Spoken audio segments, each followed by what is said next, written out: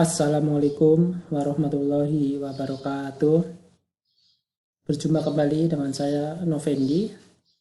Pada pertemuan kali ini kita akan membahas tentang merger, akuisisi, dan konsolidasi. Adapun pokok bahasan yang akan kita bahas pada pertemuan kali ini, yang pertama perbedaan merger, akuisisi, dan konsolidasi. Yang kedua contohnya. Yang ketiga kelebihan. Dan yang keempat analisa kasus. Langsung saja yang pertama, perbedaan merger, akuisisi, dan konsolidasi. Merger itu kombinasi ya. Ini salah satu dari penggabungan usaha antara dua atau lebih perusahaan yang melebur menjadi satu perusahaan dengan nama yang sama. Bedanya kalau akuisisi itu perusahaan satu mengambil alih perusahaan lain yang kemudian dijadikan anak perusahaan. Nah, sedangkan konsolidasi itu ada 2 atau 3 badan usaha yang membentuk satu badan usaha baru dengan nama yang berbeda. Nah, untuk contoh ini ada ya untuk gambaran saja biar kalian tahu perbedaannya ya. Untuk merger, nih, misalkan ada 2 perusahaan di sini, PT Novendi dan PT Arham. Apabila kedua perusahaan ini melakukan merger, maka yang bertahan itu hanya satu perusahaan saja. Bisa PT Novendi atau PT Arham dengan nama yang sama. Gitu ya. Jadi yang satu itu hilang dan yang satu bertahan, dan tentu jadi lebih besar karena awalnya 2 kemudian bergabung sehingga komposisi asetnya ya jelas bertambah, kemudian ukuran perusahaannya juga pasti akan menjadi besar dan seterusnya. Kemudian yang kedua akuisisi, ini contohnya sama, ada 2 perusahaan PT Novendi dan PT Arham. Nah, ini PT Novendi mengakuisisi ya, nama lainnya mengambil alih atau membeli lah ya. PT Novendi membeli PT Arham. Kemudian hasilnya PT Novendinya masih bertahan tetap, PT Arhamnya juga masih ada. Namun PT Arham ini menjadi bagian dari PT Novendi, atau dengan kata lain menjadi anak cabang dari PT Novendi. Gitu ya. Jadi tahu ya bedanya dengan merger ya. Kalau merger itu tadi PT Arhamnya hilang, kalau akuisisi itu PT Arhamnya masih, tapi menjadi bagian dari PT Novendi atau nama lainnya anak cabang. Maaf, anak perusahaan ya, bukan anak cabang ya. Anak perusahaan. Kalau ini induk perusahaan berarti. Kemudian konsolidasi ya. Ini juga ada 2 perusahaan ya, PT Novendi dan PT Arham. Ini berkonsolidasi ya, ini bergabung. Ini sebenarnya tidak hanya 2 ya, bisa lebih ya. Nah, ini membentuk suatu perusahaan baru dengan nama yang berbeda. Misalkan namanya jadi PT Novendi Arham atau menjadi PT Mubtadi, itu bebas lah ya. Ini ya, tahu ya perbedaannya ya. Kita contoh realkan saja yang ada di Indonesia. Ini contoh merger ya yang pasti kamu sangat familiar ya. Ada XL Axiata ini yang bergabung dengan Axis. Nah, yang bertahan itu yang XL-nya, Axis-nya nggak ada. Jadi ini merger, yang satu bertahan, satu hilang. Yang bertahan XL, yang hilang Axis gitu. Ada lagi PT Kalbe Farma. Ini PT Kalbe Farma ini gabung dengan PT Dankos dan PT Encefal. Ini dan Kos dan Encephal hilang. Nah, yang bertahan PT Kalbe Farma. Ini merger ya. Kemudian akuisisi, ini contohnya Philip Morris International ya, rokok ya dari Amerika. Ini membeli PT Sampurna, HM Sampurna. Kalau kita gambarkan ya bisa seperti ini, bisa seperti ini, apa saja.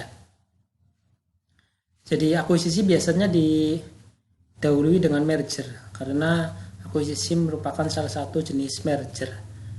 Ya. Jadi dua-duanya masih nih PT Philip Morrisnya masih, Sampurnanya juga masih, hanya saja Sampurna menjadi bagian dari Philip Morris. Gitu. Ini contoh akuisisi. Yang berikutnya adalah contoh konsolidasi. Ini yang dulu sempat menghebohkan, itu ada beberapa bank ya, Bank Bumidaya, Bank Bapindo, Bank Dagang Negara, dan Bank Exim. Ini melebur jadi satu, membentuk satu bank baru yang tentu lebih besar ini dengan nama Bank Mandiri, dan sekarang masih ada, bahkan menjadi BUMN yang salah satu yang terbesar ya. Kemudian CIMB Bank dan Bank Niaga ini juga berkonsolidasi membentuk satu perusahaan baru dengan nama CIMB Niaga. Ini contoh realnya yang ada di Indonesia. Selanjutnya, kelebihan dan kekurangan masing-masing penggabungan usaha. Yang pertama merger dulu. Kalau merger itu bisa dikatakan paling sederhana ya dan paling murah. Itu kelebihannya. Nah, kekurangannya nih harus ada persetujuan dari para pemegang saham. Kalau satu tidak setuju ya tidak akan terjadi merger gitu. Dan harus diputuskan ya melalui RUPS, Rapat Umum Pemegang Saham. Selanjutnya kelebihan dan kekurangan akuisisi. Kelebihannya ini akuisisi dapat digunakan untuk pengambil alihan perusahaan yang tidak bersahabat, atau namanya hostile takeover. Jadi men-takeover perusahaan kompetitor, saing. Ya. Yang menjadi kekurangannya adalah itu harus disetujui oleh sebagian besar pemegang saham. Ya. Syaratnya yaitu paling sedikit 2/3 ya, atau kalau dalam persentase 66,66666 gitu ya, kita bulatkan jadi 67% suara, itu baru bisa dilakukan akuisisi. Jadi harus ada RUPS juga ini, dan 2/3-nya harus setuju untuk dilakukan akuisisi. Yang ketiga, konsolidasi. Kelebihannya adalah perusahaan yang melakukan konsolidasi tentu akan memiliki kekuatan yang lebih besar. Ya jelas ya, karena kan terdiri dari banyak perusahaan kemudian bergabung menjadi satu, ya melebur gitu kan, maka tentu kekuatannya akan lebih besar. Kekurangannya itu untuk mensosialisasikan ya atau mengenalkan perusahaan yang baru tersebut, contoh tadi misalkan Bank Mandiri gitu ya, dulu itu tidak langsung bisa diterima oleh masyarakat, masih banyak yang bertanya-tanya gitu kan, Bank Mandiri itu apa gitu, dan butuh waktu yang lama.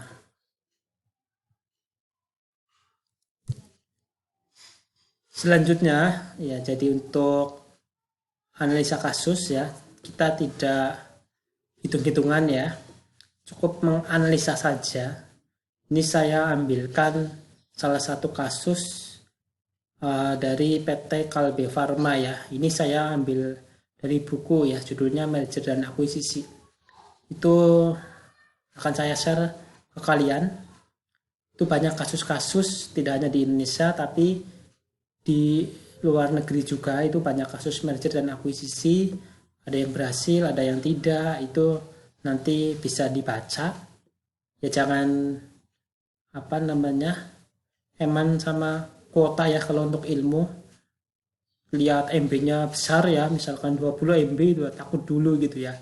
Ya jangan lah ya, nggak apa-apa. Daripada kamu beli kan lebih mahal lagi, ini 20 MB paling berapa kalau dirupiahkan kan. Entah dibaca atau enggak, yang penting di-download aja. Karena itu penting. Kapan lagi ya kita bisa dapat e-book ya secara free, gratis ya. Kalau dulu mau nggak mau kita harus beli bukunya. Kalau sekarang cukup download aja di internet banyak. Ini ya langsung saja, ini saya ambil satu kasus di Indonesia. PT Kalbe Farma itu dulu pernah mengalami krisis tahun 98. Kemudian dilakukan restrukturisasi keuangan. Bangkit kembali ya, dulu sudah pernah saya sampaikan di pertemuan sebelumnya mengenai restrukturisasi keuangan untuk menyehatkan kembali keuangan perusahaannya. Kemudian setelah dinilai cukup stabil, maka Kalbe Farma itu melakukan penggabungan usaha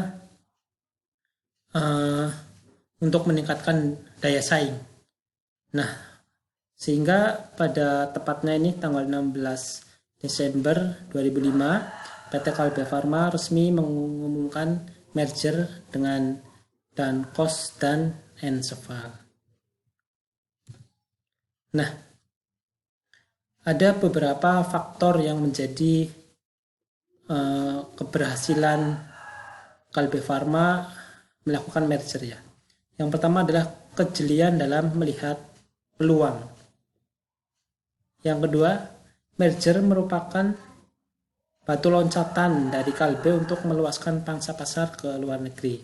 Tentu ya. Nah, ini yang paling penting, yang ketiga adalah keuntungan dalam R&D.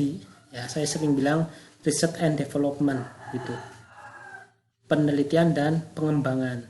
Karena dengan kita bergabung dengan perusahaan lain, merger gitu, ide-ide yang awalnya hanya bertumpu pada satu perusahaan digabungkan dengan ide dari perusahaan lain, kemudian dipadukan, maka akan memunculkan ide baru yang bisa dilakukan untuk pengembangan perusahaan pada kemudian hari.